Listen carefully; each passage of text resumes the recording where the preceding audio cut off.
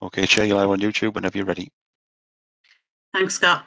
Welcome, everyone. I'm Councillor Janet Thompson, Chair of the Overview and Scrutiny Board, and I would like to welcome you to this virtual meeting. Can I remind all participants that normal rules of procedure apply? For example, comments and questions need to be directed through the Chair. Whilst members of the public can view this meeting via YouTube Live, they will not be able to actively participate or comment on proceedings. As this meeting is being live streamed, can I remind all participants that their conduct should reflect this? We've got the agenda now. Got any apologies for absence? Yes, Chair, we've got apologies from Councillor McIntyre and Councillor Saunders. Thanks, Chair. Any declarations of interest? Take that as a no. Minutes of the Overview and Scrutiny Board, extraordinary meeting, budget consultation. Can we approve those? Agreed. Minutes of the Overview and Scrutiny Board, Calling, Nunthorpe Grange Farm disposal. That is on the agenda item 11, so I will give a further report on that. Minutes of the Overview and Scrutiny Board, can we approve and read them as a full record? Agreed, Chair. Thank you. The Executive Forward Work Programme, is there any comments or questions anyone wants to say on that? No, thank you. Can we note them? Just leave that door open a little bit. Somebody's got background. Right, executive members update. I'd like to welcome the Mayor, Andy Preston, to today's OSB. I don't know how you want to do this, Andy, whether you want to do a brief introduction or just take questions. It's entirely up to you, but I'll hand over to you. Thanks, Janet. Do you want me to start straight away or? Yeah. Okay, great stuff. I'll tell you what I'll do then. How about I talk for just a few minutes, give people a sense of how I think things are going and what the good stuff and bad stuff is, and then we'll have some questions. Is that okay, Chair? Absolutely, yeah. Go ahead, okay. Andy. Right, good stuff. So I think that our marketing comms has come on leaps and bounds. Obviously, over the last 12 months, the regular marketing work has taken a back seat, hasn't it? Massively, and some of it's disappeared completely. And we're focusing on, gosh, initially it was all about what is COVID? What do you have to do? How do you stop it? What do you do if you think you have it? Then we moved into a mode of like, how do we help you as a business? How do we preserve jobs? And I think actually our teams, our staff have just done a fantastic job at that. I mean, I think we've been on the front foot. I think that we've been far from perfect, but I would dare say that I think that our marketing comms team, based on what I've seen, has been at least as good as anybody else, if not better. And I think they've done a great job. And I think that, you know, we're now moving towards perhaps less about the medical and health risks. They're still really important, but less about those and more about preserving jobs and how to be safe when you go out to keep our economy going, and what are the next steps, and school, you know, and how to apply for grants, how to apply for help, how to apply for all the jobs that are coming up. And of course, sadly, many people will also lose their job as well as lots of jobs being created. So the role of the marketing department will shift, but I think they're doing really well. The challenge that all councils' teams have got is changing a culture. So 20 years ago, even 10 years ago, the only game in town for any local authority was you sent a press release to your local paper. That's what they did, and it was pretty effective because there was a period actually 20 years ago where almost everybody read it, either on the bus or in the house or at work or whatever. Now, very few people read it, and they get their news from other places. They get their information from other places, and it's harder to get their attention. But the great news is that's coincided with a huge boom in use in social media, for better, for worse sometimes, but a huge boom. But councils, governments, politicians, and all kinds of businesses up and down the country have failed to keep pace with that really monstrous, rapid change. And I think along with other councils, we were very guilty of being way out of touch. And our social media read like, you know, a little article from the Times 120 years ago. It was the most dry, boring, tedious thing. Sorry for the people who are writing that are on the call, but it was. And what we didn't need was more talent, but what we did need was a slight culture change. And I think to give a bit of praise to the team, and in particular Andrew Glover, that's really gathered pace since Andrew joined. I have some stats in front of me, but I'm not going to give you them. But our audience has grown. More people look at our council's social media now for information. More people listen to what we have to say, and the content, the kind of stuff we put out has changed.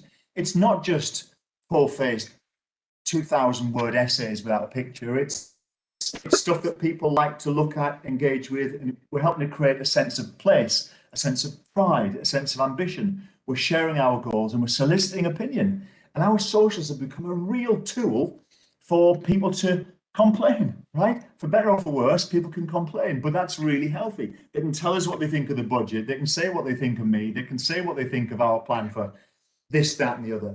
And that's a really healthy thing. And that does, actually, that feedback does influence how we operate, what we think, and ultimately often what we do. So I'm really pleased. I think our marketing comms in the last year has jumped on years.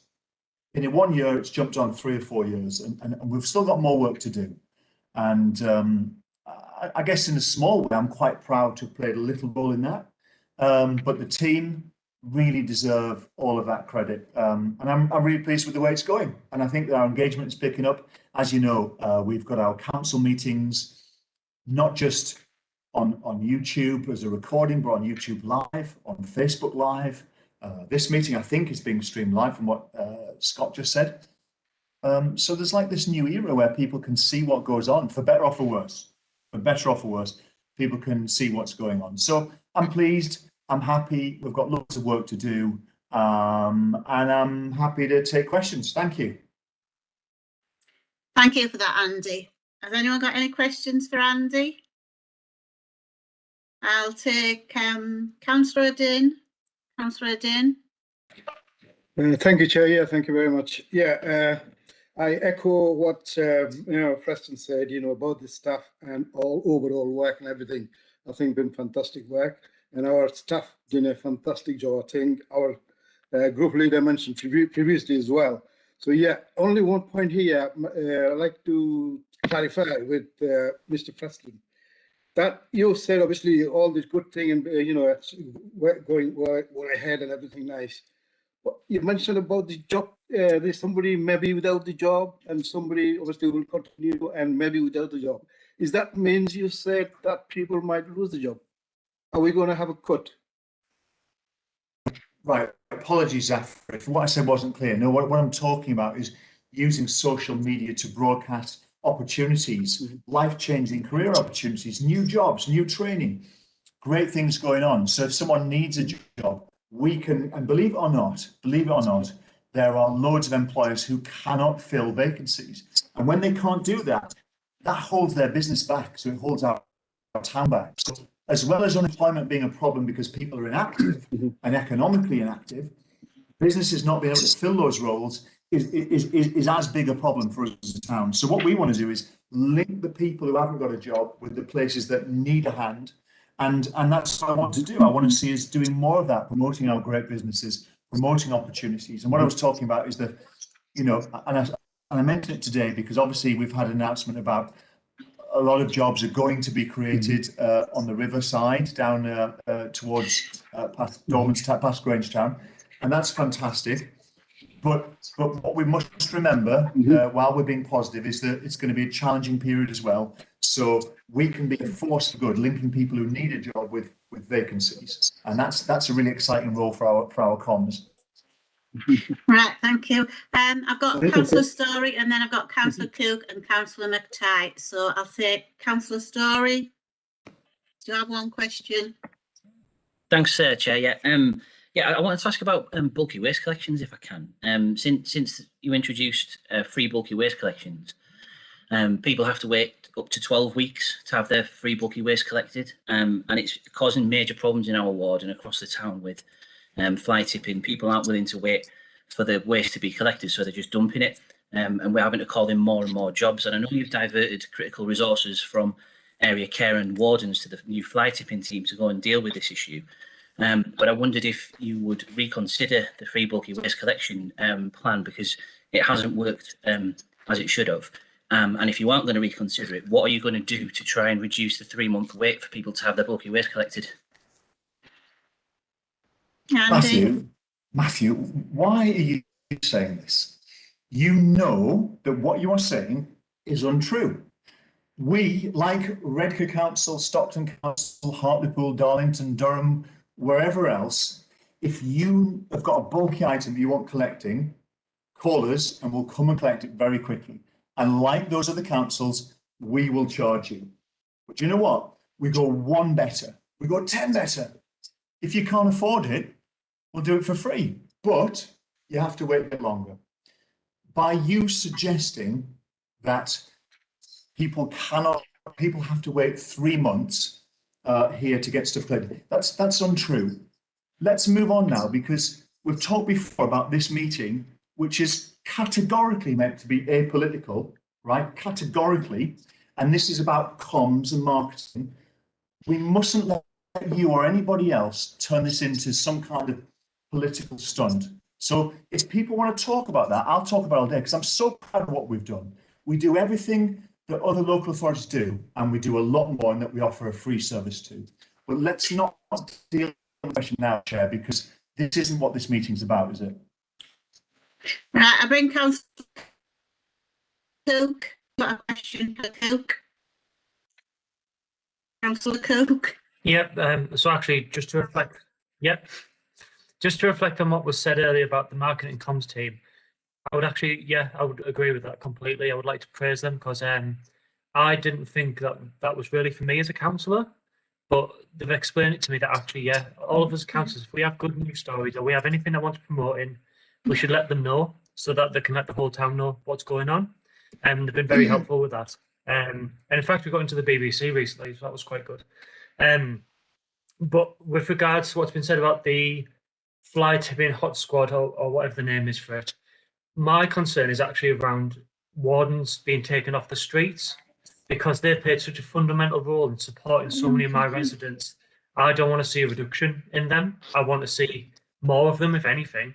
And I would be quite saddened actually if we saw them taken to do other things, when actually they do such a good job of communicating messages and supporting our local residents. Thank you, Chair. Andy, do you want to respond to that?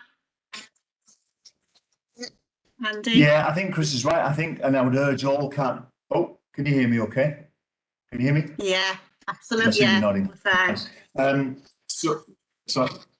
So I think Chris is right, and I would urge all councillors, to, when you've got good news story or something really important for your community, do, and I know many do, but don't feel bashful about dropping the team a line, asking to cover it, because it's a great way of communicating. So thanks for that, Chris. Again, I'm going to say the same thing to Janet, but I'll say it to everyone here. If Chris, if you and Matthew and others want me to come and talk to your group and members of the public, if you want, about the issue of fly tipping, bulky waste, problems, enforcement, I will do that all day, every day. But as I understand it, this meeting is about marketing and comms, isn't it, Chair?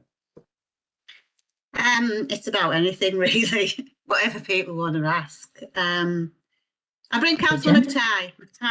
Councillor McTighe, have you got a question? Sorry to interrupt. What? Sorry, you carry on. Councillor McTighe, you're on mute. Can you hear me, Chair? Oh, you're right. Yeah, Thank you. you're on mute. I just want to echo really what the previous councillor has said with regard to the press release team. When I was elected, it was a very small department, and it dealt only with official communications that the CMT or the mayor wanted to put out in the public domain.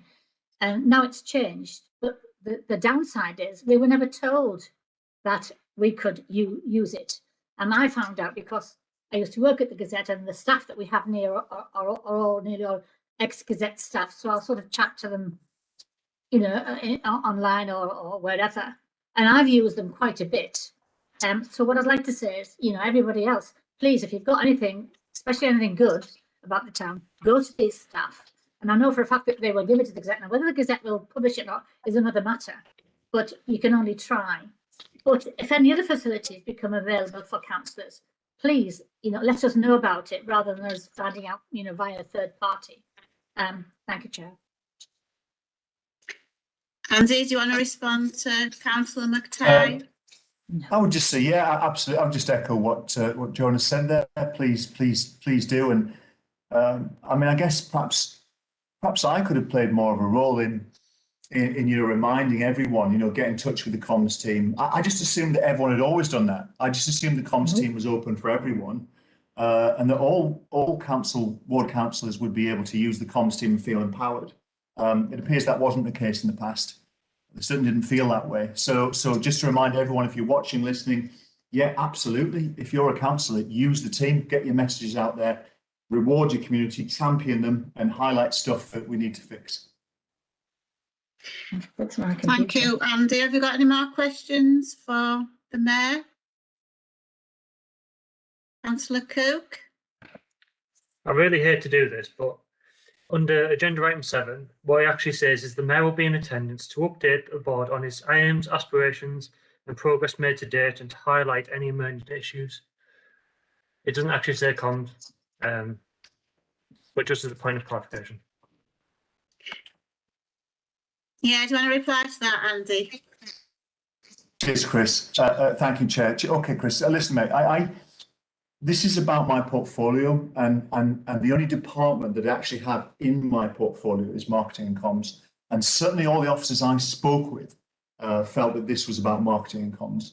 And I hope I'm wrong. I hope this hasn't been hijacked politically. Perhaps I'm a bit paranoid. Perhaps I think that happens a lot. Certainly a lot of officers do.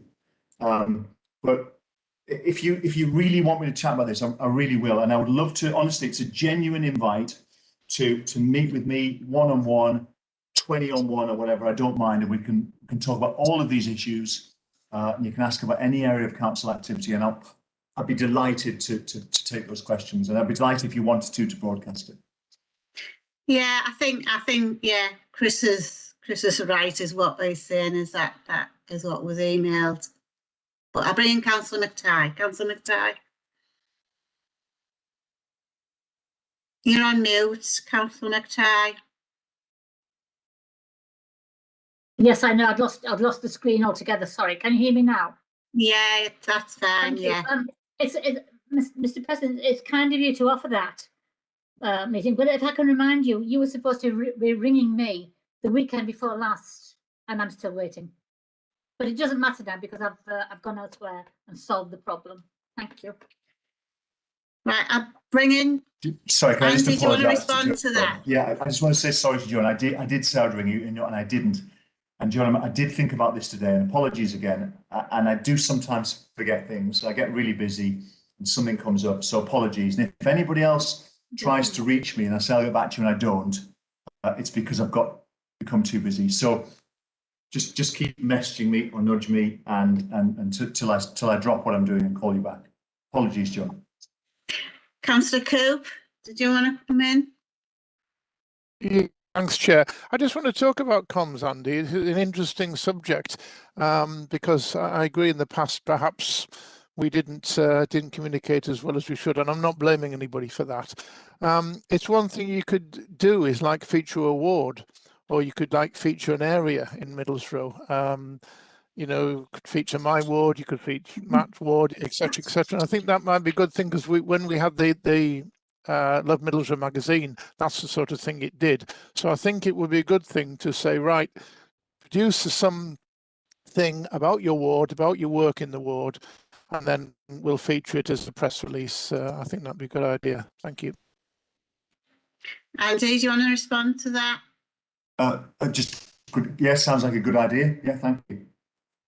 Councillor Garvey, did you have a question? Yeah, on comms and marketing, thanks, Chair.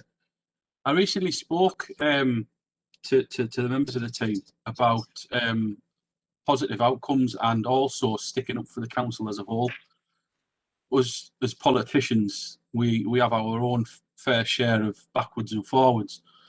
But I really do think, and I made this clear to guys that it was in defence of the council, that when stories come out that are inaccurate, especially if they're in the local media, the Gazette, Live, that sort of thing, that the council need to start sticking up for themselves. And I cited an example as a recent story where the phrase of the council were used on 3 occasions, and only one occasion was it actually the council that was meant. So on 2 occasions, the council were being blamed for something that wasn't their fault. And I said to them, you know, we need to start pointing this out, because the guys at the council who work for the council are getting bad press when there's no need to. And every now and again, we need to put them right and say, look, this isn't the council. It wasn't. You've said it was the council, but it wasn't. It was, let's just say, that person's landlord, which is not the council. And we really do need to start getting that out and fighting back when stories about the council are not about the council. Thank you. Andy, do you want to respond to that? Yeah, I think, so firstly, Lee is right. You're right, Lee, is that I do think the council's got to be putting more good news out and actually quashing a lot of the nonsense, the rubbish, the false stories that are out there. Sometimes though, you know, and I see this, you know, people said to me, well, why didn't you defend yourself against, and so and so said that. Sometimes you almost dignify the story or the accuser by addressing it. And sometimes, I mean, the council's in a situation at the moment where I said something last week to kind of try and set the record straight. But if I'd gone out and done a really strong message, really telling the absolute, gosh, the guts and all truth, I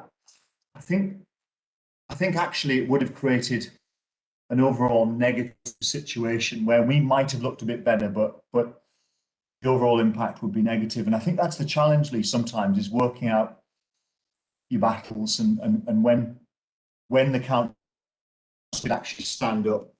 But sometimes, even when people say stuff that isn't true, it's in everyone's interest to just let it go. And I know it's frustrating. Sometimes you have to bite your tongue, but I agree. We're often way too shy about talking about the good stuff. We're often way too shy about calling out the liars and idiots who cause trouble. And I think we need to get better at that. But sometimes it is the case that you just think, I'm not even going to dignify that comment or that story with a response. And I guess Andrew Glover's on the call. I don't know if he wants to elaborate on that. He's an experienced and seasoned press guy. And he might, whether he'll agree with me or not, I don't know. What do you think, Andrew Glover? I'm sorry, Chair. Can I introduce Andrew? Yeah, Andrew, do you want to come in on that? Thanks, Janet. Yeah, I mean, we should certainly always seek to correct things when they are clearly untrue, but I think there are different levels of stories that we can respond to, aren't there? And I think that's what Andy's alluding to. Clearly, a lot gets written about the council, but I'd be happy for Lee to flag up that example to me, because I'm not sure of the example that he's referring to in this instance. Right, thank you. I'll bring in Councillor Hubbard. Councillor Hubbard, did you have a question? Yeah, thanks very much, Chair. It was just on the issue about Love Middlesbrough magazine. And I think since it was introduced in around 2013, I think it really has been very positive. One thing that we do hear many times on social media is that there's a lot of residents out there that say, well, we don't get anything for our council tax. It's just bin collections, very little street cleaning. And I think it'd be an idea, maybe if we could promote all the different aspects and the whole range of work that the council does undertake. So maybe keep going into different departments and promoting and showing people out there exactly what they do get for the money. Because I think if people seeing everything that's covered, I think the eyes would be opened a bit more. Thanks, Chair. Andy, do you want to respond to that? Yeah, I totally agree. I mean, it's something that I've meant to do a lot of, Brian, and I've started doing bits of it, and since COVID started, it's gone off my radar, but absolutely, we need to talk a lot more about the good things we do. Stuff that people don't even know we do. You're dead right. Thank you for that point. Have we got any more questions for Andy? Chris? Councillor Cook? when we've got localized projects, like localized, quite large scale projects, like something like locality, are we going to do a real push on communicating that, like in a very localized way that's appropriate to the residents as well? Because I know that social media in my ward isn't great, but a leaflet works every time. But then I also have to make sure it's in the right languages. When we've got like a big project like that, is there going to be like a full communication strategy built around it to make sure we sell that project to the residents, to make sure they buy in? Andy, do you want to respond to that? Yeah, so Chris, I think that we do that already, but I think that perhaps we could do it more and do it better. And when there are important issues, I mean, certainly in several cases during COVID where we got leaflets, I think a lot of the, I don't know whether you did, but I know some of your colleagues in the Labour group and across all the groups were out delivering leaflets to make sure all residents got the message, because we thought, well, even telly, even radio, even social media isn't enough. We need to, you're dead right, the power of leaflets is huge. The downside, of course, it's expensive in terms of time and money very often. But yeah, I totally take that point. And I dare say, you know, please drop Andrew Glover a message on this, because leaflets are because they're very old fashioned, people often think they're not effective, but they're really effective at some things. I agree. Any more questions? Councillor Coop? Thanks, Chair. Andy, what about doing something on sort of the media, etc., to promote what your plans, what the council plans for the future of the town and Middlesbrough about buildings, etc., buildings in Centre Square, but buildings beyond? I was thinking about buildings, but we now call it Middlehaven Central, whatever. With all the councils as well, and to show you what we are doing. You know, I've seen some of the plans, and I think they're really excellent. And to look at the areas, to look at Middlehaven, to look at the town centre, to look at Gresham, etc., and just show the town in a whole. Because I think we need to promote the town. We need to promote it where we think we're going, and get feedback from the residents as well. So I think that would be a good thing to either have an online conference or have a real conference. But I think if you can get something out there and say, this is what the plans for the council, this is what we're going to do, this is the good things we're going to do, all of us at council, I'm not being political here, all of us, we're going to produce this. And I think that would be an excellent idea. Thanks, Chair. Andy, do you want to respond to that? Yeah, I totally agree. I mean, we do that, but obviously the fact David's mentioning it means that we don't do it enough, I think. So, you know, I'm sure Andrew Glover will take a note of that, and we can get better at that. I mean, I know personally, and I know the council does talk a lot about the stuff that's coming up that we're working on and how exciting it is. And I do get quite a bit of feedback saying, you know, shut up, move on, talk about something else.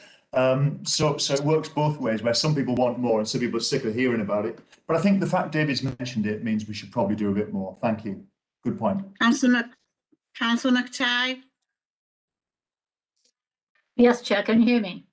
Yeah. Thank you. Andy, when the Centre Square was first installed at a cost of £5 million, a lot of people wanted it, a lot of people didn't want it. But the mayor at the time was called, I can't remember his name, but anyway, he said in the press, we have the biggest Centre Square in Europe. Well, whether we have or they haven't is by the by. But when Mayor Maron came on the scene, he used to have meetings with councillors asking for suggestions, blah, blah, blah, blah, blah. And one suggestion I put forward is, why don't we use the Centre Square to bring the town together? Because I think it's very important to bring the town together as a whole. And so we did. We had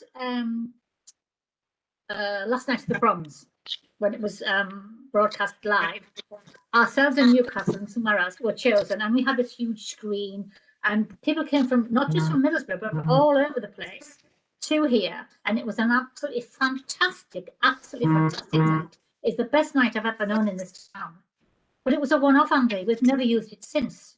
Now, some of the suggestions I put forward was, we are a multicultural town. We have a big Italian community, Chinese community, Pakistani, Indian, etc., etc. All follow their own culture: dance, dress, food, music, etc. Why can't we have an Indian night there?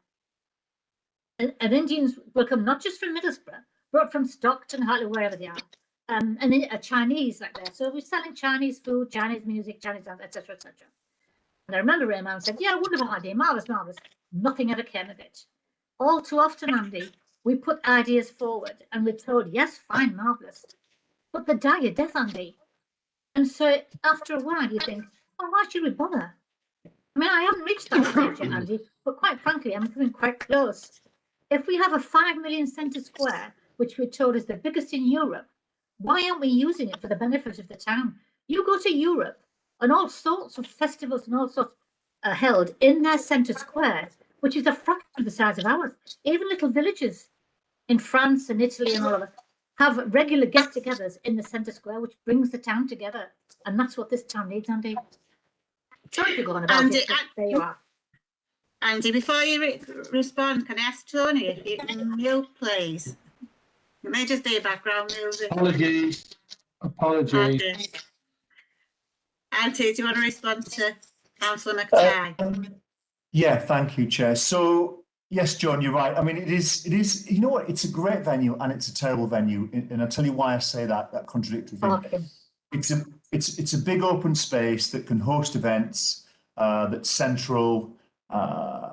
That's the great bit. The bad bit is it's cut off from anywhere that has something going on.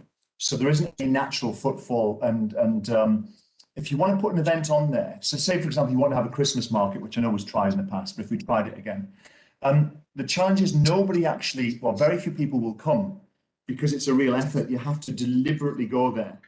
Whereas things that succeed most easily are those which people decide to go to and happen to be on the way to and from other things. So the challenge with Centre Square is due to the Cleveland Centre. It's physically cut off from the retail. It's physically cut off from the west side of the centre of town. Could we do a lot more with it? Absolutely. I mean, I've been to, I think, obviously last year we had NOUT, 2020, nothing was going on. And we did have plans for events there. And I can give you a list later if you want to drop me a line.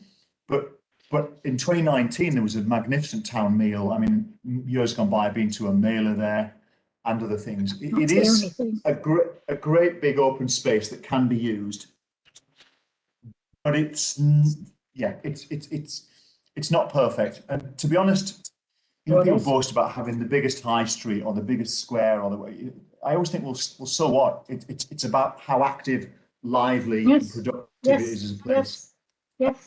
So I wouldn't give a monkeys if it was the 18th smallest. If it was busy every weekend and people had a great time and put us on the map, that's what we want, isn't it?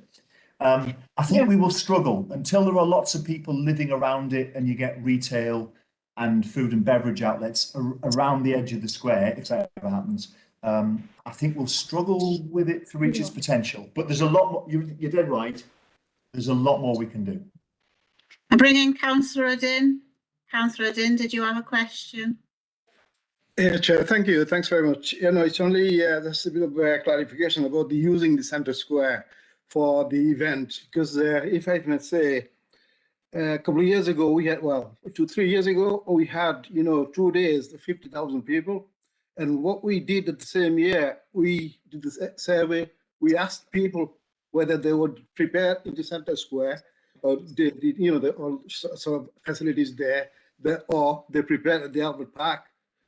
And to be honest, 98% people said, I believe 98%, I'm not quite 100% sure, but said they wanted to do the park in the Albert Park. It's a big Mela. It's a big park and parking space and so on.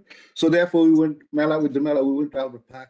But I personally wanted into town square, like Centre Square, which is absolutely very really. I mean, obviously it's multicultural. It looked really, bright off the town. But again, as I said, we need to, I think, check with our audiences as well before we decide with events and so on. Andy, do you want to respond to that? Yeah, sure. Thanks, Zaffa. Did I hear that right? That you said that 98%, it was 2014, I believe the Miller was there. I could be wrong. But you said that 98% of people said it was brilliant, fantastic, much better than Albert Park. But didn't you move it to Albert Park? Am I right? Yeah, we did. Yeah, we did. Right. Yeah. Okay. Well, so you didn't set any store by what people said. No. What I said, the people wanted in the Albert Park rather than Centre Square. sorry, I misunderstood you. That's what I didn't. I thought you'd said that everybody wanted it in Centre Square, but you'd move it to Albert Park. No. Yeah. Okay. No. Initially we did because there was some issues in the park, so we went to Centre Square, wanted to use it permanently. Unfortunately, when we did the survey, people said no, they want to go up to Park. Yeah. Albert Park. Personally, so we listened to people. Albert Park, sorry. Yeah, I thought Albert Park was brilliant. I thought Centre Square was good, but I thought Albert Park was certainly the last one I went to, which was I guess 2019, was absolutely brilliant. Good weather too. I think Centre Square is an asset to the town, but I think there are some flaws with it as things stand, and I dare say in 3, 6, 9 years they can easily be overcome with perhaps cutting a link through the Cleveland Centre or having more people living and working around the square and having the right kind of like leisure offerings around it. So there's a natural footfall to complement everything. I know a number of events have tried to happen there and not done as well. But I think there's a lot more we can do. Thank you. Any more questions? Can I just say, Andy, would you support me when I would think that teachers and teaching assistants should be recognised as key workers and should be getting the vaccine?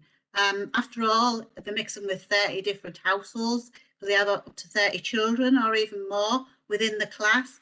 So do you think they should be vaccinated?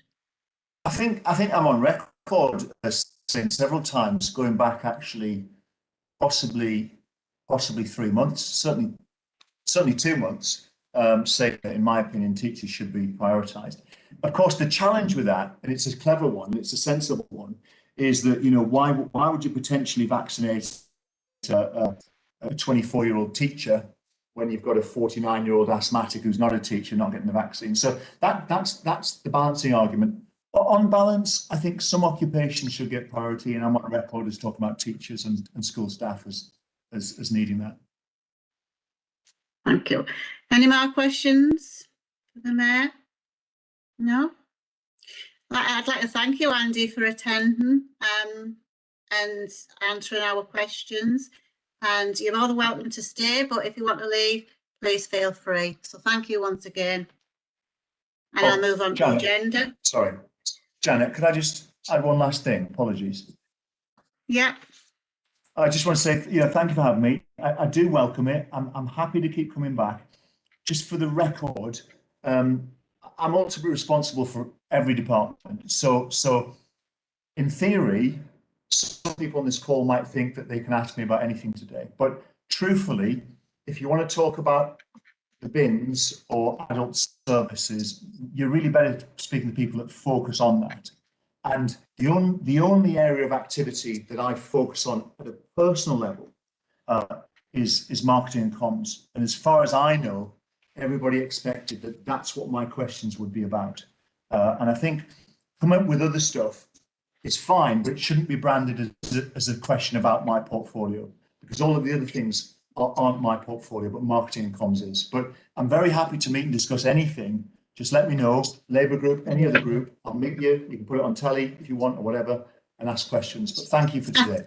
Great. I think there has been a bit of misunderstanding. I think people were thinking that they were going to talk about all of your portfolio rather than just a certain section. So I think there maybe has been a bit more misunderstanding. So maybe when we email you and invite you next time, we might make it a bit more clearer. But thank you for your attendance. And I think you need to say what you want to talk about, and you have to remember that. Listen, you can ask me anything, anytime, but talking about stuff when other people know more than me is probably a silly thing to do. If you've really got a detailed question about adult services or anything else, you should really speak to the experts in those things. Cheers. Thank you. Thank you again. We'll move on to the agenda. The next thing on the agenda is we've got Tony Parkinson, who's going to give us an update on the Middlesbrough Council's response to COVID-19. So I'll hand over to you, Tony. Can we wait till the end before we ask questions to Tony? Thank you. Thanks, Chair. I've got a quick presentation to go through and then obviously I'll answer any questions that I can and take any away that I can't. Can you see that? Yeah, that's fine. Yeah. Okay, if we just move on then, Gemma. So in terms of previous attendance at SB, there are a number of questions, and one of them was, what is the number of positive cases amongst teachers and teaching assistants across Middlesbrough? The figure from September 2020 to February 2021 was 310. And to give you a current picture on that, I think we've currently got 51 pupils isolating and 15 staff across all schools as a result of positive COVID tests. Second question was around, are those drivers who were contracted by the council to transport vulnerable children receiving vaccines? So conversations have taken place with taxi drivers in regards to that. Most were in relation to regular school transport, but we've got the problem that we've just talked about with teachers, in that they're not listed within the priority vaccination groups. So we've made provision around PPE and screens and masks and such like, which kind of mitigates in terms of the COVID risk assessment. What I will say is that with the arrival of the mass vaccination centre in Middlesbrough in a couple of weeks' time, one of the things that we will be doing is to look to push people who are in particular occupations to attend for their vaccination at that mass vaccination centre. Move on, please, Gemma.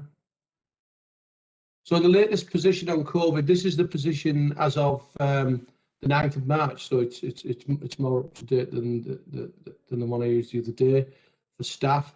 You'll see there the trajectory of our rate, so peaking at around about just over 600 in early February, late January. The figures as at the 9th of March, we were down to 105 cases per 100,000. As we sit here today, that figure is 90. So it's continued to drop, and we're expecting that to drop in the 80s tomorrow, because we know that 7 days ago we had 32 positive tests on that date, and since then we've kind of had between 10 and 20. So we're expecting to drop in the 80s tomorrow. So that's really significant progress over the last 2 months. At one point we were the highest or the second highest in the country. We're nowhere near that now. So, you know, I think personally that's as a result of the vaccination progress and of lockdown starting to have an effect eventually in Middlesbrough. But that's good news, our rates are well down. And then in terms of how that translates into hospital activity, so this is the graph that shows the number of people in hospital at any one point in time, and you'll see that this peaks kind of early to mid-February. The hospital admission figures tend to follow a couple of weeks behind the COVID infection figures, because obviously people get COVID, find out they've got it, get ill, go into hospital. And as of the 10th of March, we can see there that there were only 65 people in hospital. And I think the last time I came to speak to you, there were well over 120. And at its peak, we had around about 260 people in hospital. So that's really good news. And that figure's come down from 90 on Friday to 65 today. So we would expect it to come down further as it follows the reduction in COVID admission rates. Hospital planning was for a maximum of 300 COVID patients. So although I would never diminish the fact that there are still people who are ill, we've got 14 in critical care, there is no concern at this point in time about the hospital's ability to deal with COVID. So on the infection and on the hospitalisation front, things are really good. If we move on to vaccinations, I think we've got next. So these are the number of people that have been vaccinated in the town. So 46,099 people have received their first dose in total. That represents 32.7% of our population. And you'll see there that as we go through the age groups, the numbers are well into the 90s. So all those 70 to 74 have been vaccinated. 99% of people 75 to 79. And 80% and 95.4% of 80-year-olds.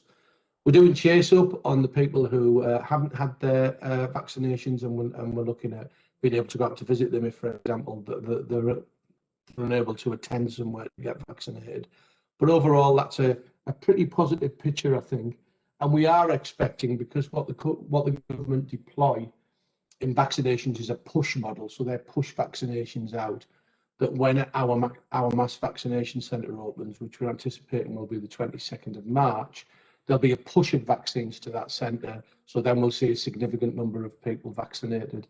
So on the vaccination front as well, I think we're doing pretty well. There are places that are doing better than us. I feel personally that we'll kind of catch them up when we've got our mass vaccination centre. Just to make you aware of decisions that have been made around COVID at our Gold meeting recently. The one I won't go through them all, but I will pick out those that perhaps have got a little bit more interest for you than others. So we approved on the 14th of January Pallister Park car park to be used as a lateral flow testing site. We made arrangements on the 21st to make sure that our school transport providers could continue to operate by utilising some of our sorry, I've lost my train of thought there.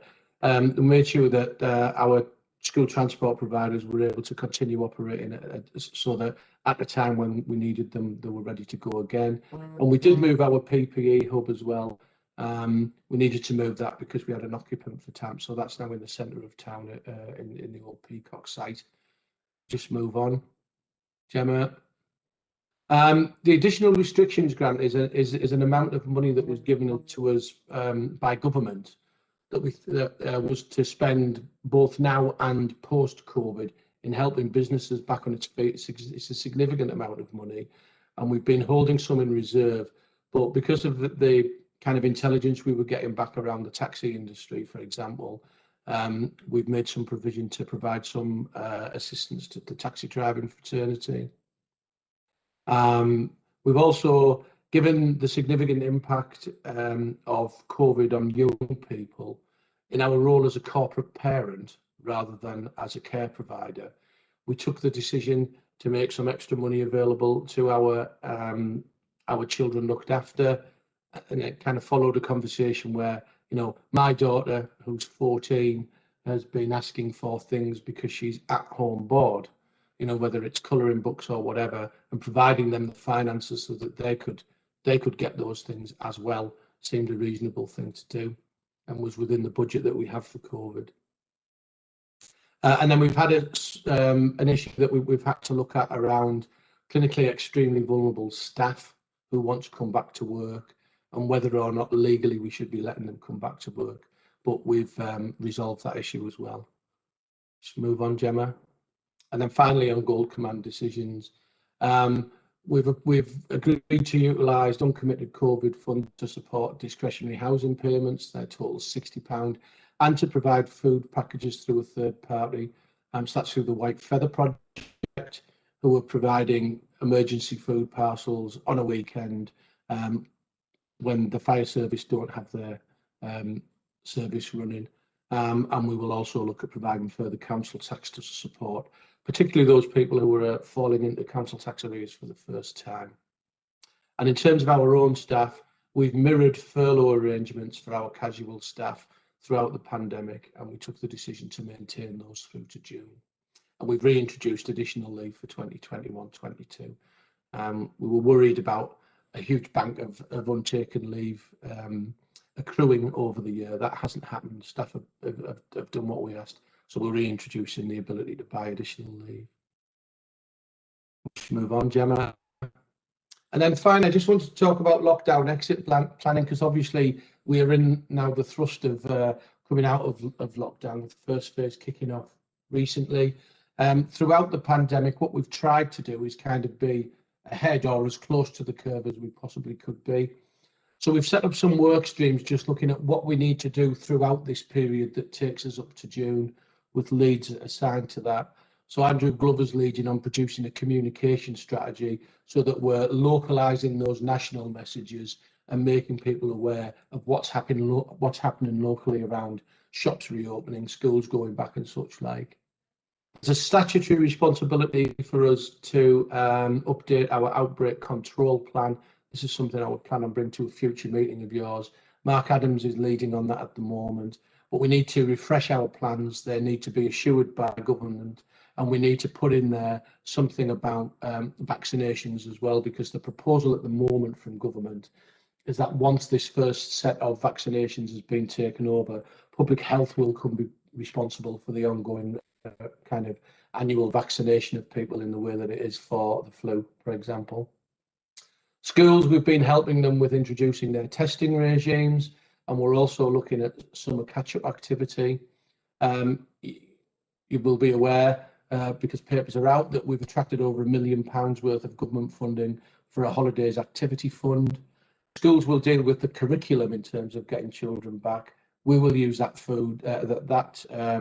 money for food, for social inclusion, and for helping with things like anxiety when children return to school. We already had a programme in for children who transition into year 7, so children going from primary to secondary, but a lot of children who are in year 10, 11 are going to have to transition back into education. Our support for business continues, and we'll continue to look at what help they need in reopening. And Richard Honeyman's looking at that. And then communities is Jeff Field, and we're looking at support for residents, understanding the impact of COVID on our communities, and also looking there at the potential for public disorder and antisocial behaviour to increase as people, go out and get drunk and stuff like that. And then finally, council, which Charlotte Benjamin is leading on, where we're looking at what we do about bringing our own services back, if indeed social distancing ends on the 21st of June. Then potentially from that date we can bring staff into offices. What we're waiting for on that is the guidance from the government about what arrangements need to be put in place in offices. And until we get that, we can't really plan that in any more detail. And then thinking about how those link to our existing recovery strategy. Was that the last slide, Gemma? Yeah, that was the last slide. So that's a quick run through. I hope that wasn't too long and it was paced right for you. Thank you for that, Tony. Right, can I just ask, there's quite a few people want to ask questions. Can I just ask Tony, every time I see the figures with local authorities and to compare them with ours is always the highest. Why do you think that is? Sorry, you just broke up there, Chair. Can you repeat it? Did the question, please? Yeah, when you look at the figures, sorry. When you look at the figures, comparing us with all other local authorities, ours has always been the highest. Why do you think that is?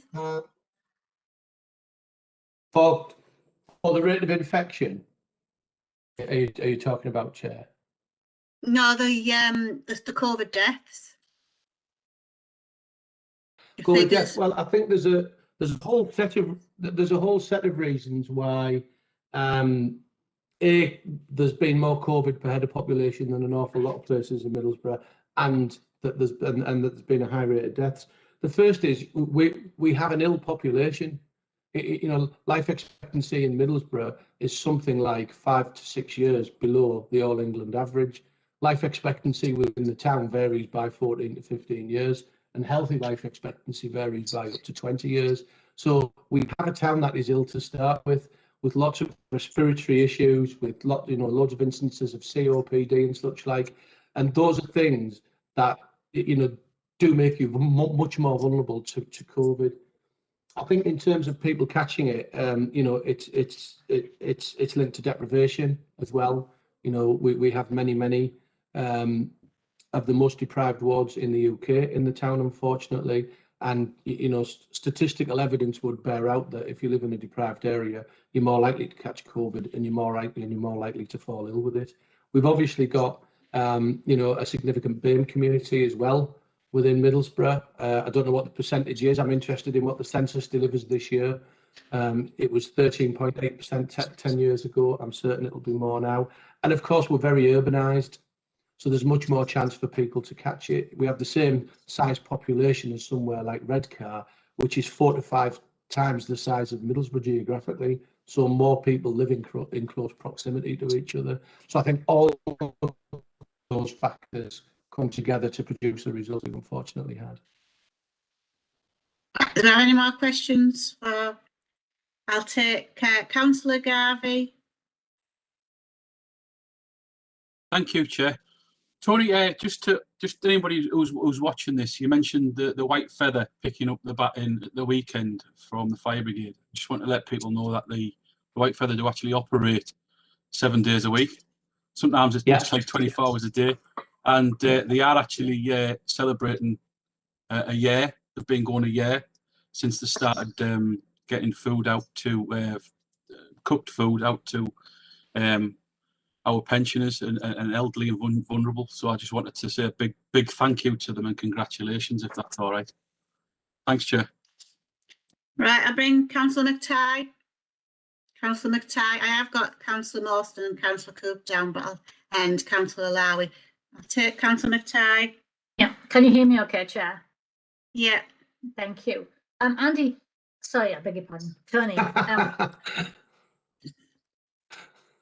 which would you rather be, the Mayor or the Chief Exec? I'd rather be the Chief Executive. Okay. I think there's a bit of a difference. Oh, no comment. I've asked you this before, and I'm sure other people have, but I'm going to ask it again. How close are we to going back to normal, in inverted commas, with regard to council meetings? When I say that, I mean, for example, the council chamber is huge, and scrutiny panels, as you know, even if everybody turns up, we're only talking about 10 people. Even planning, we're only talking about 10, maybe 15 people with that. Certainly the scrutiny panels, if we were sensible and came masked up and used sanitizer hands, etc., surely we can have our meetings in the council chamber. We can leave 3 or 4 seats between each councillor. Do you think we're any closer to that, or are we nowhere near? So these virtual meetings are all very well, but you can't compare them to face-to-face meetings. They're just well, horrible, really. What do you think? Thanks, Councillor McTighe. The good news I've got for you is it's going to be pretty soon because the legislation expires in May. So the legislation that allowed for remote meetings actually expires in May. So we're going to have to look at how we return to kind of physical meetings. I suspect that what we'll actually end up with is some form of hybrid, and it's one of the things we're tussling with at the moment. So if you do have a council meeting, but you've got a councillor who's on the clinically extremely vulnerable list, or doesn't feel confident, we've got to allow for that person to attend remotely the physical meeting. So that's a bit of a challenge at the moment, but I know that Charlotte Benjamin is looking at that, and I'm sure Charlotte would be more than happy to come and talk that through with either this scrutiny panel or any other at some point in the future. Thank you. Councillor Mawston, do you want to come in? I've got your hand, Councillor Cool. Yes, thank you, Chair. Thank you, Chair. Tony, it's regarding the groups where there's self-denial about the existence of COVID, and I can confirm it does exist, having been tested positive last year. Then we've got the areas in those people who are forced in care facilities and the BEM communities, where either by false information on the internet and social media, are refusing to have the vaccination. What is Middlesbrough Council doing to help encourage people to get vaccinated? My other question, if it's okay, Chair, is in your slide about the goal command on the 25th of the 2nd, you referred to Tees Valley versus Middlesbrough in the business support. Can you just expand on that? It sounds as if it's against each other, which versus usually means it doesn't ring true. Thanks, Chair.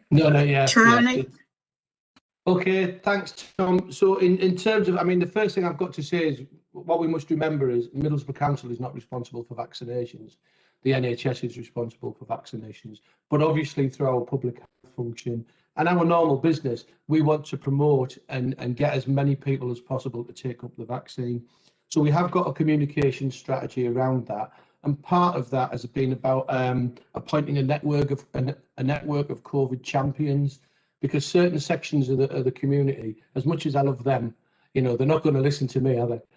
So if we can get people from, you know, the same background as a particular section of the community, whether that be geographical or ethnicity, they then use those channels that community speak and kind of speak as someone in authority in those communities. And we've seen that work very well when we've had outbreaks early on, for example, and we've been able to link into various social media channels that community use, with the person speaking to them and kind of promoting social distancing, vaccination, whatever, good hygiene, speaking their language and being a member of their community. So that's something that we're looking to do. We're also looking at linking in with the football club. I get that that's, you know, potentially much more male dominated than other places, but you know, we're looking at whether or not we can get some of the over 50s stars who've played for Middlesbrough. Unfortunately, Mr. Platt's already had his vaccine because he was on our list. You know, just to try and kind of get them promoting people taking up the vaccine. And we are also looking at whether or not we can kind of put in place some kind of hyper-local vaccination sites in particular communities where we know that take-up of testing and vaccination is low. So there is a strategy behind that. Mark Adams is the person who can speak in more detail about that. And again, I'm sure that he'd be more than happy to come and speak to you. In terms of the Tees Valley v Middlesbrough stuff, yeah, it's not about competition. But obviously, the Tees Valley Combined Authority are providing support to businesses at this point in time.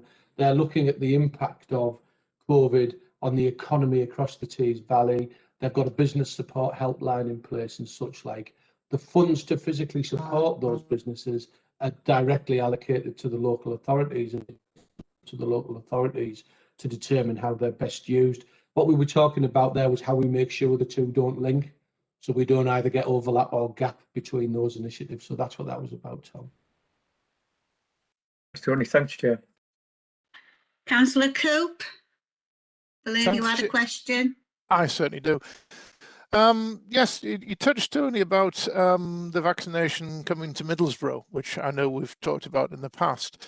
I had my vaccination last Sunday at the Darlington Arena, which was one of the options on the thing which I got from the when I did it online. A friend of mine tried, who was a year younger than me, had to go to York. And his wife had to go to Leeds. Is there any way we can sort of coordinate this? When the Middlesbrough one is here, can we make sure that people from Middlesbrough get a chance? And do the figures that you've shown there include everybody? Would it include me, but I went to Darlington, or would that be including Darlington? Or there'd be these other two people who, funny enough, are teachers. They've ended up going to York and whatever. And I've heard about this before. It just seems it's still a bit piecemeal. Thank you. Thanks, David. So, Andy, Tony. I'm going to have to change my hairstyle or something, Chair. I have to wear a hat. In terms of the figures that I gave you for vaccinations, that's based on where somebody is resident, not where somebody actually got their vaccination. So those figures are true for Middlesbrough. Obviously, the booking is through a national system for vaccinations. Now, I'm pretty certain. I don't know the technicality of how it will work. You know, that when there is a mass vaccination centre in Middlesbrough, what the system will do is look at where there are slots available and offer one closest to your home. You know, unfortunately, we've, you know, our mass vaccination centre has come later than the likes of Darlington, York, Newcastle, Leeds. But, you know, within 2 weeks, we will have our mass vaccination centre. And it will be operational, and I'm hoping then that, you know, all residents of the town will be able to get a local appointment, because it will operate for some, you know, significant period through the day. I think it'll run for 12 hours a day. Can I just Thank you, say, because I think. So can I just have one David, last little do you want to comment come there, back? Yep. Yeah, do you want to come back? Just I understand what you say, Tony. I totally agree, and it's out of your hands. But I just think it's a bit silly that you know, 3 people with 3 different places. Darlington was no problem to me. There was a problem to them, but they managed to. But there'd be a lot of people in Middlesbrough couldn't go to Leeds, couldn't go to places like that, and they could miss out. So it's absolutely vitally important we get this right. Thanks, Chair. Thank you, David. Tony, you know, when we've got these testing stations up and running for people who've got no COVID symptoms, will we have records how many people's attended these? Yeah, or not? Yeah, we've got we've got that now. We've got that now. So the 3 asymptomatic, well, four asymptomatic test sites actually, or actually 6. We've got Newport and North Ormsby in the sports village, and then we've got a number of high-risk workplaces where we've got them. Borough taxis being one, for example, so taxi drivers can be regularly tested. And we do have the figures for those, yeah. I think the only one I can recall at the moment, Chair, I'll get Mark to circulate the figures if that's useful. I think we tested 1,000 at the sports village and found 10 positives. Right. Councillor Cook, did you have a question? Yeah, I think David will be quite upset that when he finds out that I went to North Ormsby. It was a massive journey. With the hybrid meetings, I think Scott's just going to wear an iPad with whoever's not there, just to make sure they can attend. I think one of the best things that we've done, actually, which you didn't touch on, actually, was translated messaging for registering for GP.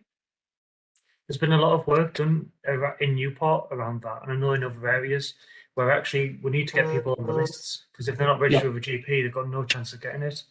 When we were seeing the doses and the amounts of people dosed, if I'm reading that right, most of the people that have had dose 1 are actually under 65 or in a different category that wasn't listed. Is that right? Because the total number of doses seemed far higher than the sum of the rest of the categories that were there. I don't know. Gemma, can you have a quick look at the slides, please? I know there's 46,000 vaccinations, but I don't know the over 70s. I don't know what the total of those figures was, Chris. I'll need Gemma just to confirm that. But that might well be the case, because obviously we've been going through the priority groups of health and social care workers and such like. So it might be the case. But what we do know, I mean, I would argue it's a good thing, because we do know that well in the 90s in terms of percentage of people in those age groups have been vaccinated. So if other people have been vaccinated because they're in a priority working group, it's not at the expense of those older people. So 46,000 in total, and we've got 16,000-ish of those are over 70s. So your observation is correct, but as you can see by the percentages, 100% dose 1, 99% dose 1, and 95.4% of dose 1, it hasn't been at the expense of those people receiving the vaccination. I hope that answers your question. Yeah, I'm just surprised of how many non-elderly receiving it. I didn't think the number would be that high. I think that's a sign of how well we're doing, not only as a town or a region or but also as a country, pushing out vaccinations. A couple of weeks ago, I was looking at the figures, and I think we as a country were at 28%, and France and Germany weren't even at 4% of their population. So I just think, we are being really, really good. I could complain about a lot of things around COVID. The one thing I personally won't complain about is the way that vaccinations have been rolled out, because I think we've done fantastically well as a country, and we're up there with the other regions. Right, I bring in Councillor Halawi. Can I ask if we can bring the screen back so I can see all the participants, please? Thank you. Thank you, Chair. Tony, I just want to applaud you and thank the move on behalf of the children in looked after. As Chair of Corporate Parenting, I really am pleased to know that we enhance the provision for children who are looked after. I think that's a really good token and acknowledgement of our work as corporate parents. So I'm very pleased about that. Thank you. Secondly, with the terminology on one of the slides of holiday hunger, I know it's used quite widely, but I think it's a very negative and pejorative use of vocabulary. And I think that even if it's used generally to understand, and we all understand what it means, whether we could have a more positive approach to looking at, holiday provision, feast of fun, it's being called. I know that's a separate section of it. But, when I see holiday hunger, it makes me think, oh, why do we have that in Middlesbrough? I know we do, but I don't really want it to be advertised in that way. I think it creates a negative impression. And third, do you want to answer that bit? And I've got a third thing, Tony. Well, do. firstly, I'd have been hugely disappointed if, as the chair of corporate parenting, you hadn't agreed that it was a good idea to provide that additional support.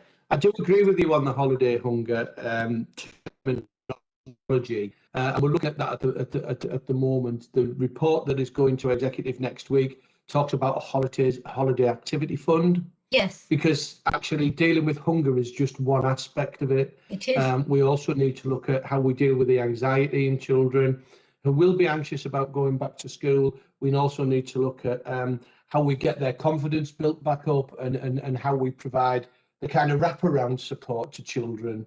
You know, we're a local authority. We're not responsible for the education in terms of curriculum, but we have got a role to play around all those things that around the child, that mean they go to school ready to learn. All of those things part of it, and we will. The intention is we'll come up with something that is kind of all encompassing. So we would then drop the holiday hunger. Oh, thank you. Yeah, that'd be really positive. Yeah. Could I just ask a third question, Chair, or not? Well, can I bring you in? Because I've got another 3 people waiting, so I'll bring you back in again. I'll bring Councillor Hubbard in. Councillor Hubbard.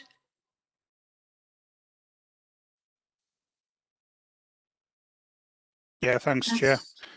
Tony, I totally agree with the Chair, Janet Thompson, when she was on about the schools early on. Also, on another aspect, that the current age range doing vaccinations that way just doesn't work. What we're going to find is that there's going to be a lot of school teachers having to come out of school during school time to go and get vaccinated, and this would potentially miss the kids losing the time at school. So to cause less disruption, I think it would be best if it could be done maybe at a weekend for schools. I don't know if you have any say in the vaccinations, or you could have a word in anyone's ear, but I totally agree with the Chair on this point. Thanks, Chair. Thanks, Councillor Hubbard. I mean, I totally agree. You know, we've been pushing for a number of roles and occupations to be pushed up the list who don't appear on the on the priority list. Not just teachers and teaching assistants and other staff that work in schools, but refuse collectors as an example. I use that as an example all the time. And when you look at the number of bins they touch every day, if we get an outbreak amongst our refuse collectors and everyone has to isolate for 2 weeks, we've got a real issue. What we've talked about is using weekend slots to really try and push those occupational groups attending. So we'll kind of say, you know, teachers, cooks, cleaners, you know, teaching assistants, get yourself along to the Riverside this Sunday, and we'll try and push demand that way, because absolutely, you know, they're coming into contact with lots of people, and therefore we would want those people to be vaccinated as soon as possible. Unfortunately, there isn't a massive amount of local discretion. It is a national priority list that we've got to follow. And I have heard stories of staff being turned away who've gone to get a vaccination, but their job title doesn't meet the vaccination priority list. But we do all we can. Yeah, I think I've got quite strong views about teachers and teaching assistants, because I know of a family whose 3-year-old little girl went to the nursery. She was there 2 days, went back home. The teacher had COVID, and the little girl ended up passing it to her mum and dad, who were really poorly. So I've got strong views on that one.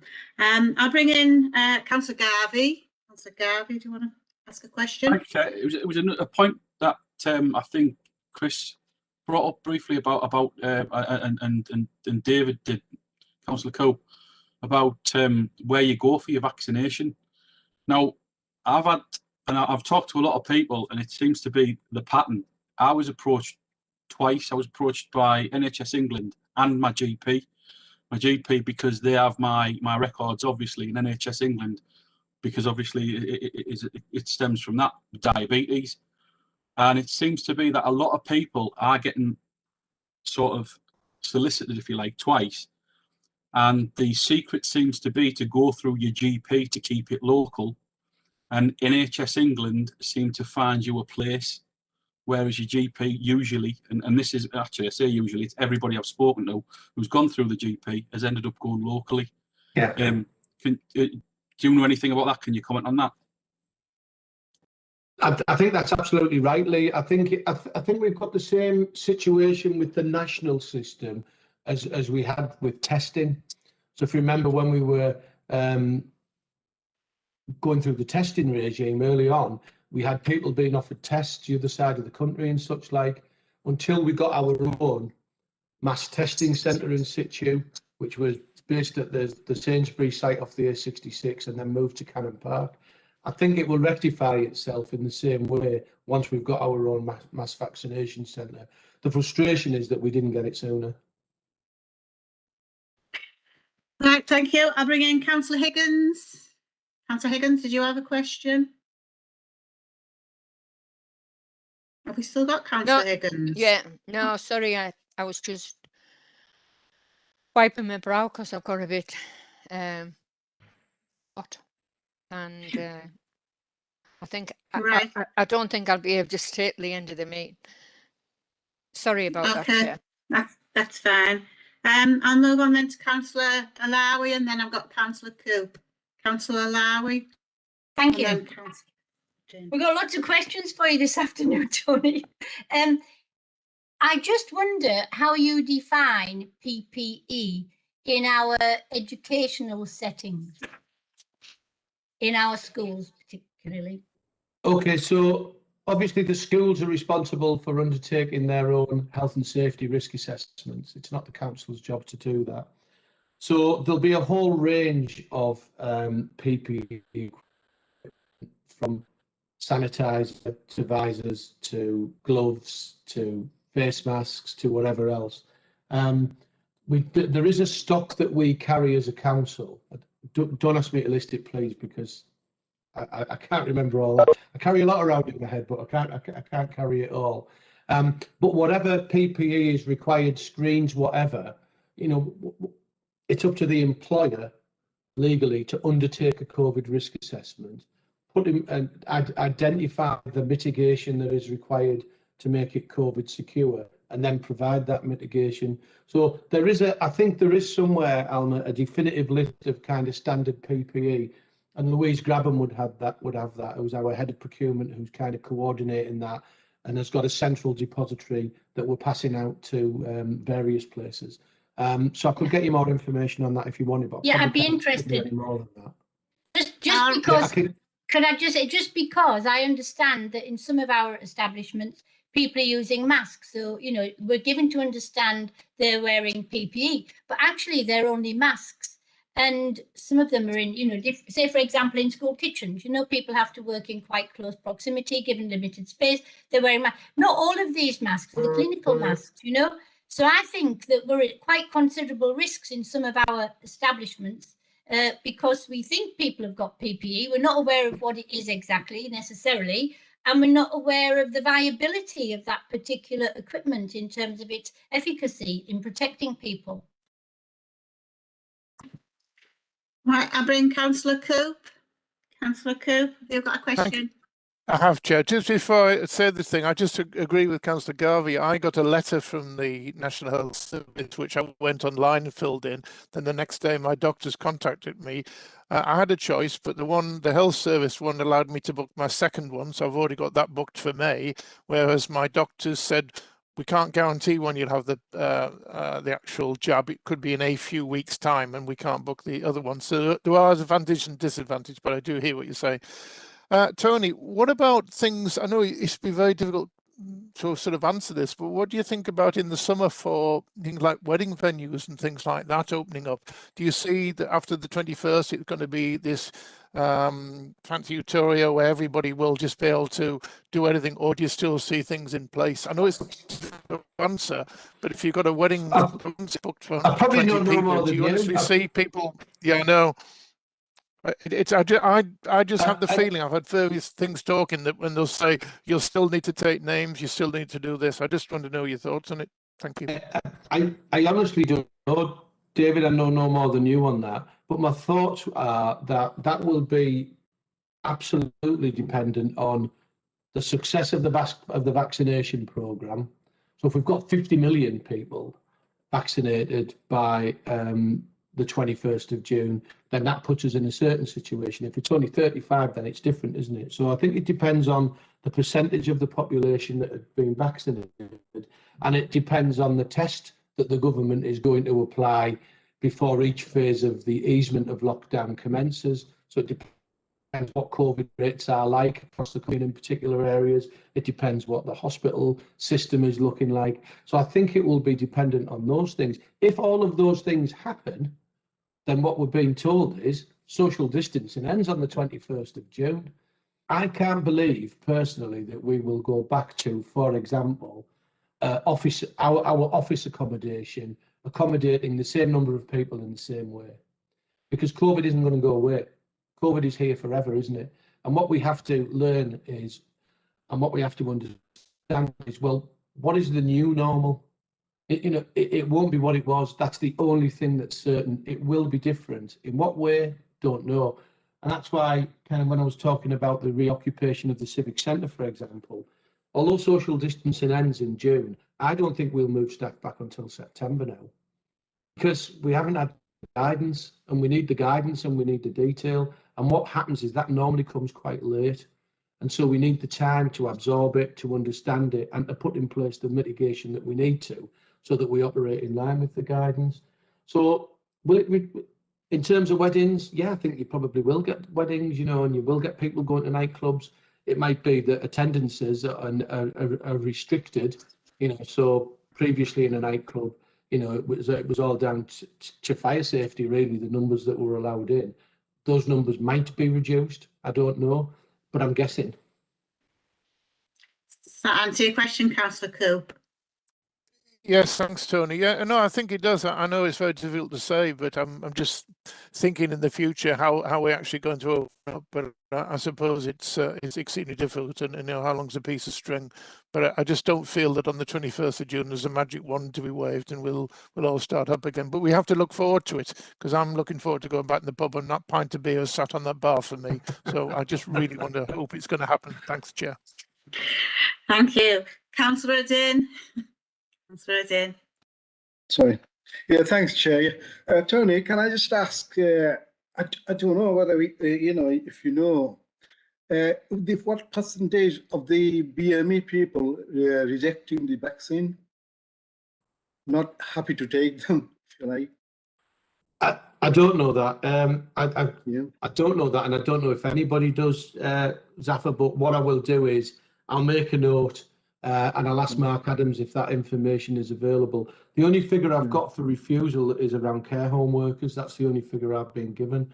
I've not been given anything by ethnicity, but I will ask if that information is available. I'm not sure if it is, but I'll ask the question. No, okay, thank you. Yeah, thank you. Any more questions? Councillor McTighe? Yes, it's not on this chair, it's on the next point. I wonder if I could possibly go first, because I have residents coming here at 6 o'clock and it's 5:25 now. Please. Right. I'd just like to thank Tony for the presentation and Gemma, and thank you for answering quite comprehensive questions for us. And thank you to Andrew, because I didn't thank Andrew for his support with Andy Preston. So thank you. You're welcome to stay, but if you want to go, please feel free. I'm going to go and have my tea. Thanks. All right, thank you. I'll move on. Thanks for the test. I enjoy it every time. You're welcome. Right, we'll move on to the agenda. I need to ask Councillor Hubbard, if Councillor Hubbard is prepared to let Councillor McTighe go before him. That's fine, Chair. Right. Councillor McTighe, just like to point out that would members be happy to approve the amendments that's been submitted to this report? Yes, Chair. Yes. Right, thank you. Councillor McTighe, I'll bring in Councillor McTighe. She's going to give us the final report of the Health and Scrutiny Panel, Opioid Dependency. So what happens next? So I'll hand over to you, Councillor McTighe. You need to unmute. You need to unmute. I'm clicking like mad. Can you hear me now? Yeah, you're right, you're there now. Right, smashing. Obviously everybody has had a copy of the report, and I assume you've read the report. So all I'm going to give you now is a brief outline of what I feel and what the panel feel are more or less condensed view, so to speak. I could start off by saying that drug dependency is not only an issue in terms of illegal drugs, it's also a real issue in terms of the high rate of prescribed opioids across this town, Middlesbrough. Blackpool is the only clinical commissioning group in the UK with a lower rank for prescribing opioid pain medication. Middlesbrough GPs practices are still prescribing at more than double the volume of opioid medication. Of opioid prescriptions, shall we say, than the national average. The real issue is that there is limited data supporting the effectiveness of long-term strong opioids for clinical, in brackets, non-cancer pain. Adverse effects often outweigh the benefits of long-term opioid treatment for pain. The panel is keen to see the CCG undertake further work to support the thousands of patients who could benefit from education on opioids and or managing chronic pain. There also needs to be an acceptance from everyone, excuse me, that it is not a case of either or in terms of adapting a health approach or labelling drug misuse as simply a criminal issue. Addiction is often rooted in pain, and two key things are important in overcoming and managing it. Firstly, there must be a hope that things can and do change within the town. Secondly, there must be a search for meaning, purpose, and direction in one's life. People in Middlesbrough can and do recover. The Scrutiny panel is keen for Middlesbrough to become a recovery town, or city as the case may be, and be viewed as a nationally recognised lead in delivering a recovery-oriented system of care, a town or city, I beg your pardon, that offers people the best chance of moving away from addiction and changing their future or futures. One of the positive interventions referenced has been the use of an opioid drug, naloxone, Naloxone. It is already carried by mobile neighbourhood safety wardens in Middlesbrough, and so far they've actually saved 9 lives by using it.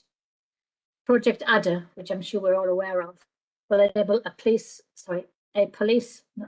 naloxone pilot scheme to be introduced, providing kits throughout the town. That's really it, Chair, in a nutshell. I'm happy to take any questions that I might be able to answer, or Caroline might be able to answer. Thank you for that, Councillor McTighe. Before I finish, I beg your pardon. Can I thank everybody that's taken part in any way, shape or form, from the committee, who have been so well behaved. There's never been any animosity or any political argy-bargy. We've had a full complement of members almost all the time.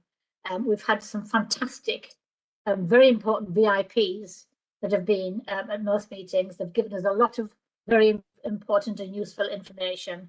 And the officers in Middlesbrough have performed very, very well. In particular, can I say Caroline, who has worked long and hard for the benefit of all of us.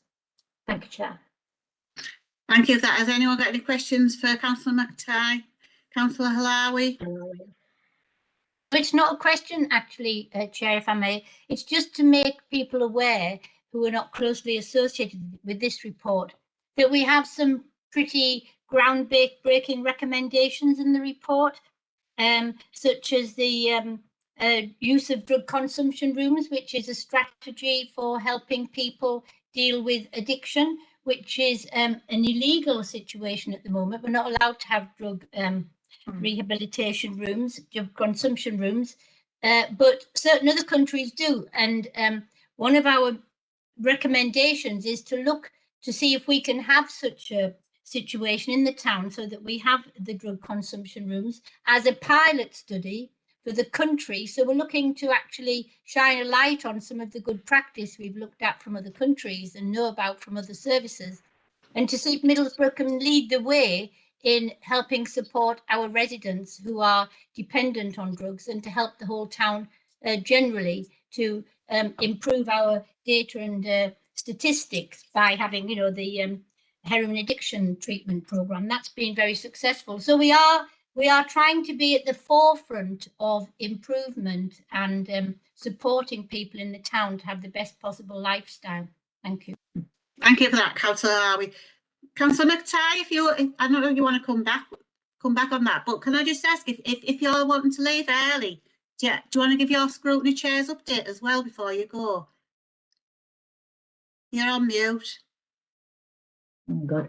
I haven't got one, Chair, simply because we've just spent our time producing this report. We haven't really, we haven't really gone on to anything else yet. I simply want to answer Alma by saying what she mentioned certainly has been brought up with the panel, and obviously that's gone on to YouTube, and I apologise for not including it in what I've said today. No problem, thank you. I just wanted to highlight that, Chair. Thank you, Councillor McTighe. Thank you. Thank you for that final report, Councillor McTighe, much appreciated. We'll move on now to the final report from the Economic Development, Environment and Infrastructure Scrutiny Panel, which is the Pest Control Services. I'd like to thank Councillor Hubbard, who is going to present this report on behalf of Councillor Mick Saunders. Councillor Hubbard. Thanks very much, Chair. At a meeting of our scrutiny panel held in the December of 2020, the panel received an overview of the current pest control service operated by Middlesbrough Council. An informal meeting was also held with pest control operatives.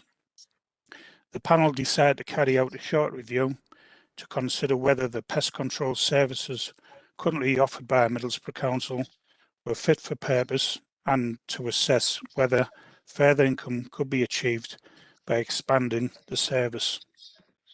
Following the submitted evidence detailed on pages 2 to 6 of the report, the panel's recommendations for consideration by the executive are as follows.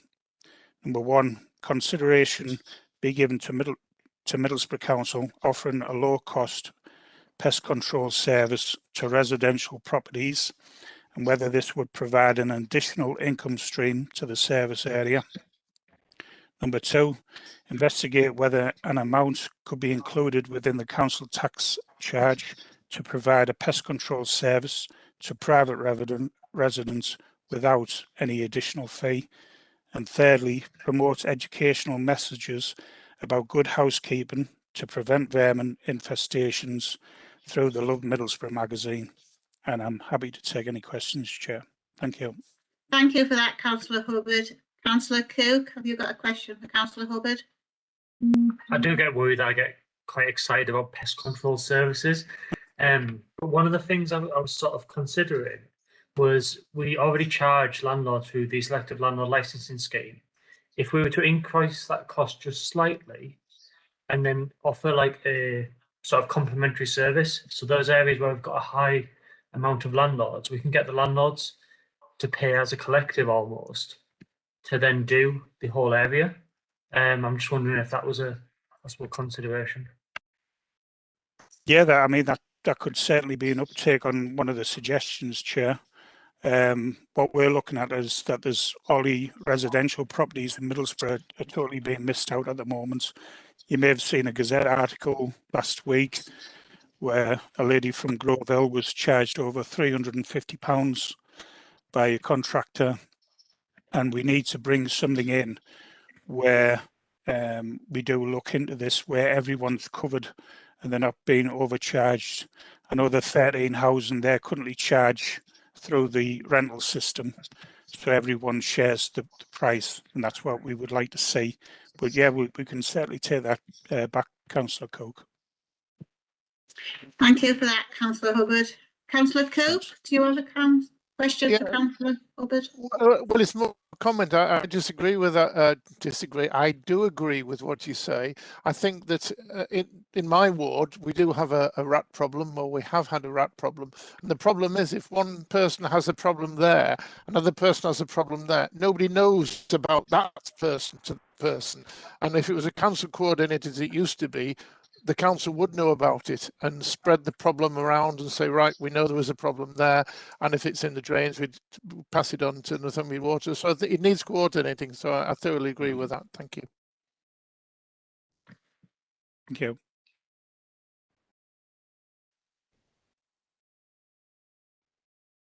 Thank you for that. I'll bring in Councillor Platt. Yes, thank you, Chair. President Hopper, I was certainly back number one, because last year we had a wasp nest in a shed in the garden, and we rang up the council and they said they couldn't do it anymore. We rang up a private person and we were quoted something like £250. Eventually, I got a friend of mine to disperse the wasp nest for, shall we say, a pint of beer, but it only took him 10 minutes. So I would welcome the council to offer low-cost pest control to private properties. Thank you, Chair. Thanks for Councillor that, Chair. Howie. Thank you. Thank you, Chair. Mine was just maybe a point of clarification and maybe an action. When I was reading through the issue about Northumbria Water in the report and noting that it no longer agrees to put baiting in the sewerage system, but only, I read all the detail about where it can go, manholes and all of that. Well, why is there a really good justifiable reason why it doesn't bait the sewerage systems now? Because it seems to me that would have been probably was really beneficial and would continue to do so. So to be beneficial. So I just wonder, is there some I don't know, environmental reason or something, or should we put pressure on Northumbria Water to rebate the sewers? I didn't quite understand that, Councillor. Yeah, as we all know, Councillor Lowy, it's all about costs and shareholders and making more money for the shareholders. So that's why they don't carry out that type of work now. I think years ago they were enforced by law.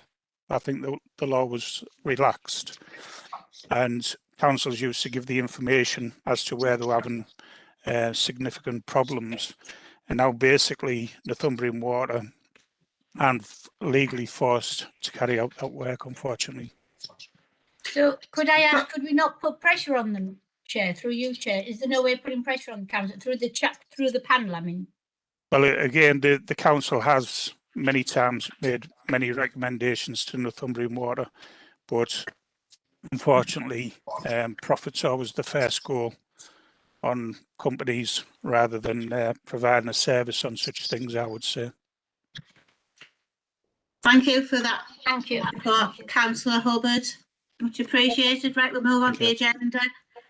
Agenda item number 11 is the overview and scrutiny board call-in. The Nunthorpe Grange Farm disposal call-in on the 29th of January came to a decision to refer it back to the executive. The executive met on the 9th of February 2021 to reconsider the recommendations put forward by OSB and were noted but not endorsed. The executive voted unanimously that the decision taken on the 24th of November 2020 would still stand and be implemented with immediate effect. Any questions? No. Right, we'll move on to agenda item 12, which is the scrutiny chair's update. The ad hoc scrutiny panel. The last ad hoc scrutiny panel was held on the 27th of January 2021. The subject was communications, and a final draft report is being prepared. Right, we'll move on to the chair's update, and we'll move on to the Adult Social Care Services Scrutiny Panel, and that's Councillor Jim Platt. Councillor Platt, would you like to give us your update? Thank you, Chair.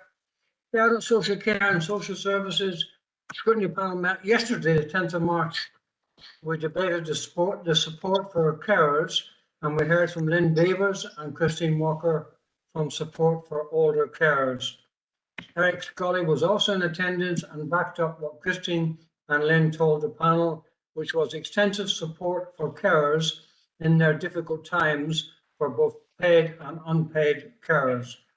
It was mentioned because of COVID that most social workers were working from home at present due to the threat of COVID infection, but they managed to carry out their duties. Thank you, Chair. Thank you for that, Councillor Platt. Any questions? Right, we'll move on to Children and Young People's Learning Scrutiny Panel, and that's Councillor Stephen Hill. Councillor Stephen Hill, can you give us your update, please? Thank you. Thanks, Chair. The Children and Young People's Learning Scrutiny Panel hasn't met since the last OSB meeting, but our next meeting will be on the 22nd of March, when we will hopefully receive written evidence from middle school schools regarding our ongoing investigation into behaviour, discipline and bullying in schools. Thanks, Chair. Thank you for that, Councillor Hill. Right, we'll move on to the next one, which is Children and Young People's Social Care and Services Scrutiny Panel, and that's Councillor Garvey. Councillor Garvey, would you like to give us your update, please? Thank you.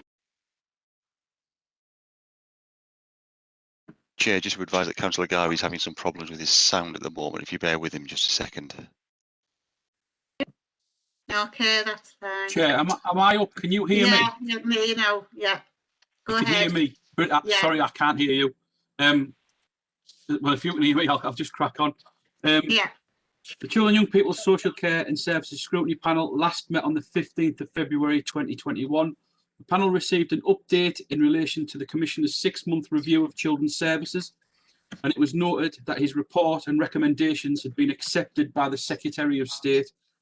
The panel was also provided with a verbal update on the COVID recovery in children's services. The panel's next meeting is scheduled for the 22nd of March. Thank you for that.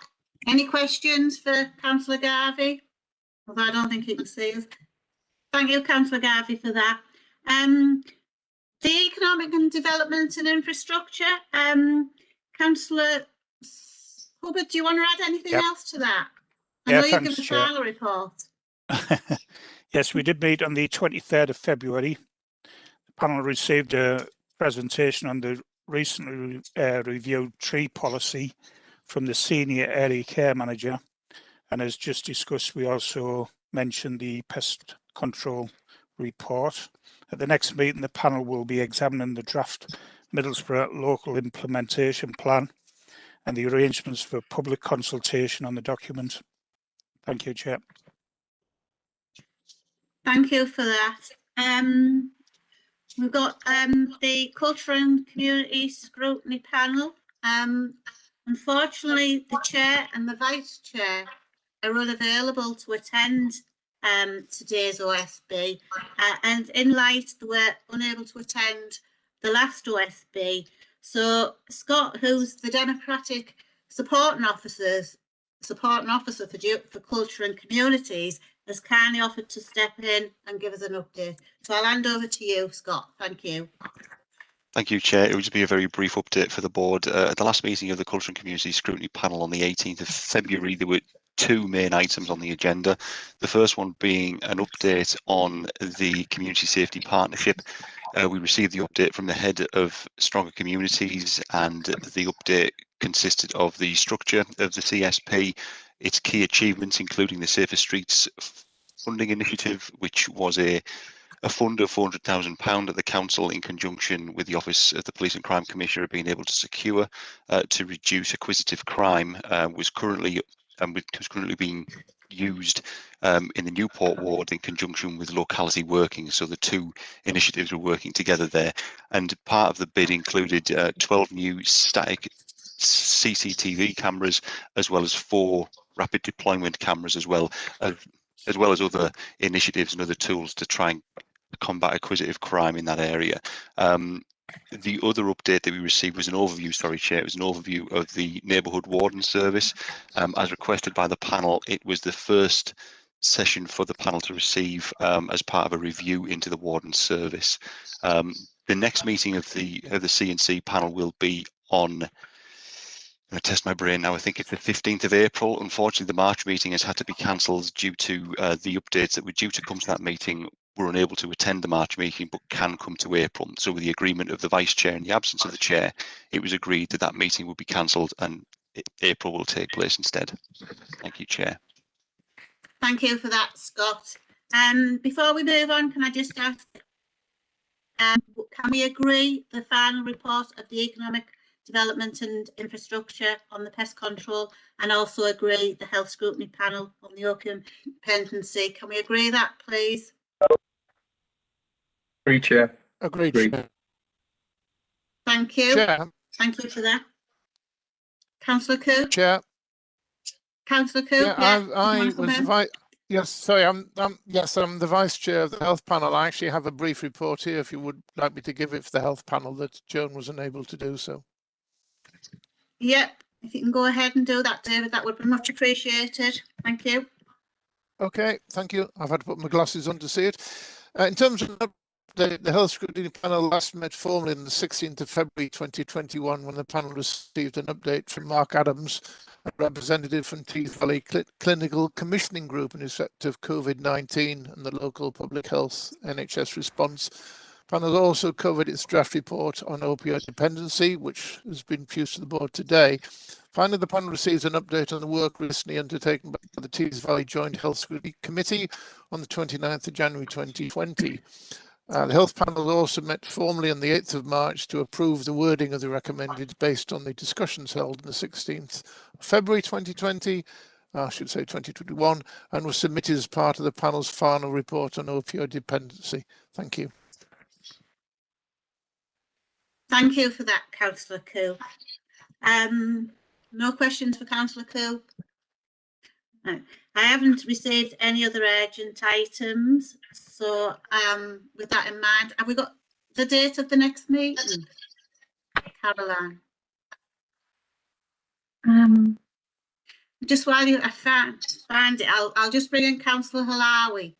We don't do any other. Is this about the minutes? Yeah. It just says in the minutes, a member queried that, and I don't know who the member is, I think it was me. If it was necessary for a scrutiny panel to be postponed and then subsequently cancelled, would it be possible that the panel decide to temporarily look at holding a substitute meeting on a slightly different topic, or did the topic currently under review need to be completed? Well, if that was me, that's not what I meant. What I was trying to say that if a meeting had to be postponed, that's one thing. I don't agree that we ought to be cancelling meetings except in extreme circumstances, because I think the panel could always meet in an appropriate way, simply to review where they're at, look at what we need to do, see if there's any other ideas that could be put forward to supplement the thinking. I think we just need to get an agenda that we could have appropriately linked to the topic being discussed. So I wasn't talking about looking at a slightly different topic, and I wasn't looking in detail at the way we were doing the topic. I was looking at a meeting that would be an evaluation and a sharing of ideas to see if we were at the point we wanted to be and make sure we're on the right track. So really, that's what I said, not what this minute says. Yeah, I understand that, and I did read the minutes, and I did get in contact with Sylvia Reynolds for clarification of that. What Sylvia has said is, if you're more than happy to meet when a meeting's been cancelled, you can meet, but it would be an informal meeting where there'll be no minutes, so you can do that. Yeah, that would be my suggestion then, Chair, that that's what could happen, because I think there's much valuable time to be gained and to be valuably used in an alternative informal meeting. Yeah, there's not a problem with that. That's what I meant in the minutes then. Yeah, there's not a problem with that. You can go ahead as long as it's not as long as it's informal and there's no minutes and you don't look at new scrutinies. Yes, so, that's what I meant. That we don't look at new things. Right. Well, I've clarified that up. Caroline, did you find the date? Yeah. Sorry, Chair. It's the 8th of April. The 8th of April. Right. Thank you all for your attendance and your contributions today, and I'll wish you all good night. Thank you, Chair. Bye. Thank you, Chair. Thanks, everyone. Thank you. Good night.